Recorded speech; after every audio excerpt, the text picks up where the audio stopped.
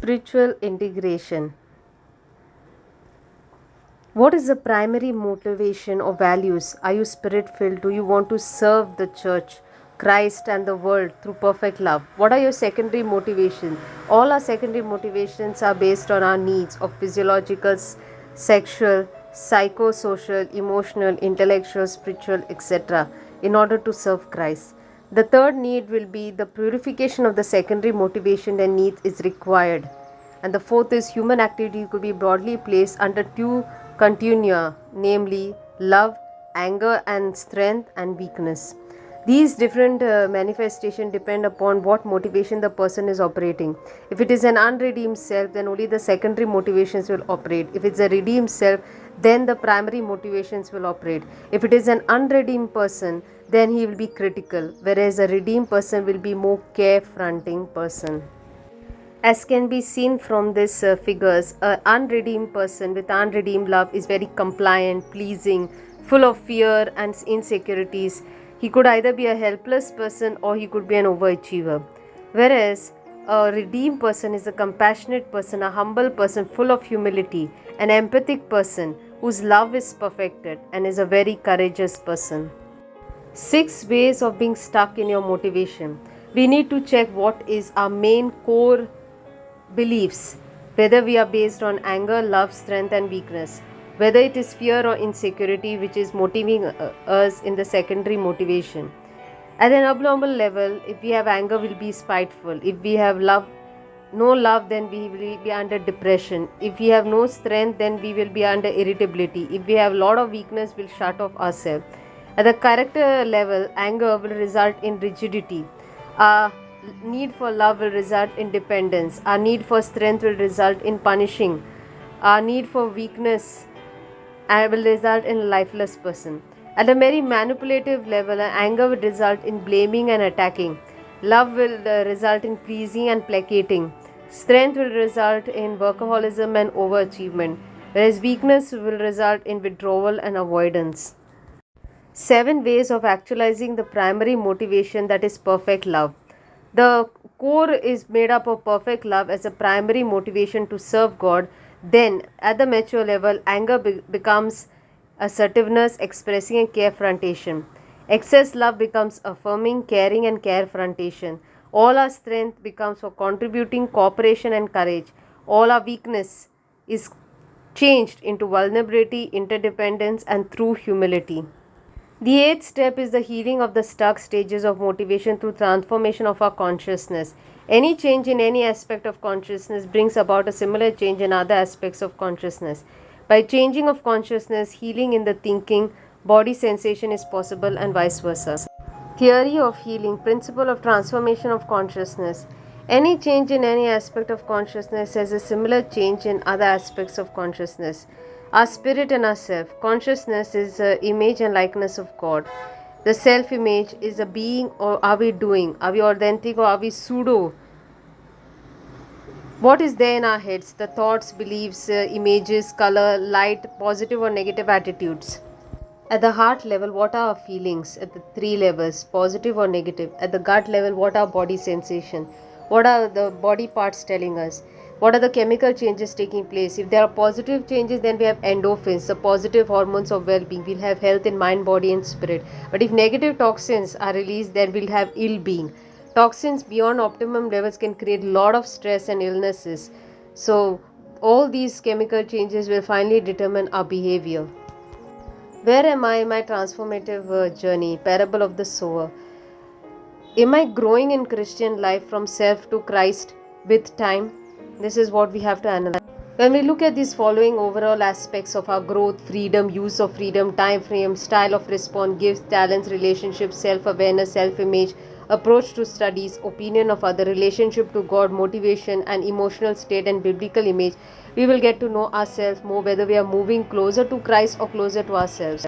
If we are moving only closer to ourselves, then there will be no growth and discomfort.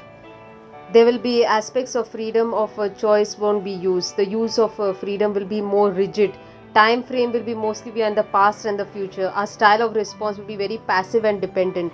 Our gifts and talents will be only for self satisfaction. Our relationship will be utilitarian. That is what can we get from the others. Our self awareness will be zero. Our self image will be poor. Our approach to studies will be only pass the exam. Our opinion of others will be we are always worried what others think of us. Our relationship to God will be a authoritarian judge. We are full of fear and lack of trust. Our motivation will be for our own good. Our emotional state will be unpleasant. And our biblical image will be like the rich fool. Suppose we are moving only towards self and also helping others, then aspects of growth will be I, me, myself, to you, we, and us. The freedom of self determination, and we are using our freedom with flexibility. Our time frame is mostly concerned with the self in the present state. Our style of response will be aggressive and assertive. Our gifts and talents will be for self development. Our relationship will be knowledge, only for knowledge. Our awareness will be partial. Our self image will be exaggerated. Our approach to the study will be to be an expert.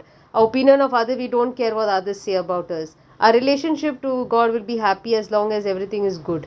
Our motivation will be good for others for my own sake. Our emotional state will be mixture of pleasant and unpleasant. Our biblical image will be it will be like the Pharisees and the scribes mentioned in Matthew 23:4. Lastly, if we are moving from self others to God, then our aspects of growth will be from minimum to maximum. Our aspects of freedom will be to give away all. Our use of freedom will be choosing with discernment. Our time frame will be mostly in the present state to serve and help others enjoy. Our style of response will be submission and surrender with total obedience. Our gifts and talents will be for our service and ministry. Our relationship will be well-being of others in through love and friendship. Our self-awareness will be leading to change of life. Our self-image will be true and authentic. Our approach to studies will be mastery to become an effective formator. Our opinion of others will listen calmly and use it for our growth. Our relationship to God will be a personal commitment amid joys and sorrows. Our motivation will be good for others for their own sake. Our emotional state will be mostly pleasant, joy, peace, gratitude. Our biblical image will be Saint Paul. For me to live now is Christ, and to die is gain. For spiritual integration, clarity of communication is very important. The capacity to offer and receive empowering evaluation greatly enhances the communication. It will help to achieve clarity and precision in communication and avoid confusion. Empowering evaluations provide opportunities for people to nurture, educate, protect one another, and to help to exchange resources and resolve differences non-violently. So, therefore, there are 5 tips for giving and receiving empowering evaluations. Firstly, what are we seeing and observing? Clarity and distinction between facts observed and our judgment helps to have clear communication. Describing what we are observing is our observed facts rather than throwing our judgment about what we observe. Empowers others in our communication. There are different ways in which can confuse the observation with judgments, making affirmative statements without indicating that it is an evaluation. You are foolish instead of saying when you fix electric heater the wrong way, I think you acted very stupid. Verbs with evaluative connotations. Tom procrastinates, for Tom does not study for exam until the night before. Absolutize one's inference about another's personal thoughts, intentions, or desires. He won't get the work done, for he did not get the work done. Confusion of prediction with certainty. If you don't take balance, you will get sick. For I'm worried about your health when you don't take balanced meals. Prejudices about groups like Malayalis are proud. Instead, I met a Malayali sister at a course who did not talk much to me. Use of adjectives and adverbs in an evaluative way, like Jim is ugly, for Jim's looks do not appeal to me. Exaggerations with adverbs like always, never, etc. You are always busy. For the last 3 times I tried to call you, I found you occupied. So we need to be very careful of how we communicate our evaluations, judgments, and observations. What are my feelings? Our feelings are the doors to the inner world. They tell us whether what is happening is what we want to be happening. To be in touch with our feelings, to be in touch with our inner world. Alienated from our feeling, we are alienated from our values. If I express how I feel about what I'm observing, others respond to me better. When I judge or diagnose others, they become resistant and antagonistic. Different ways of alienation from feelings. Using the word feel and following it with thoughts. I feel I am right.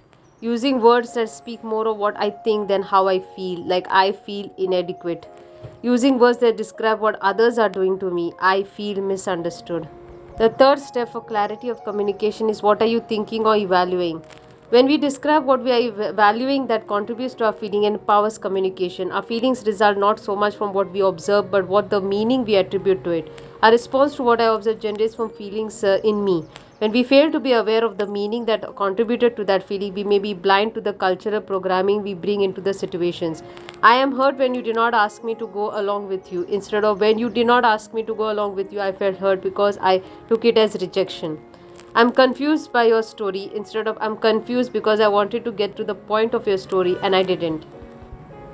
The fourth important part for clarity is that we have what are we requesting. When we make a request to others in the passive action language, we have a better chance of being responded well. It is not enough to be sure what you don't want but should know what you want. In the same way, when you request, ask for what you want the other person to do concretely for you.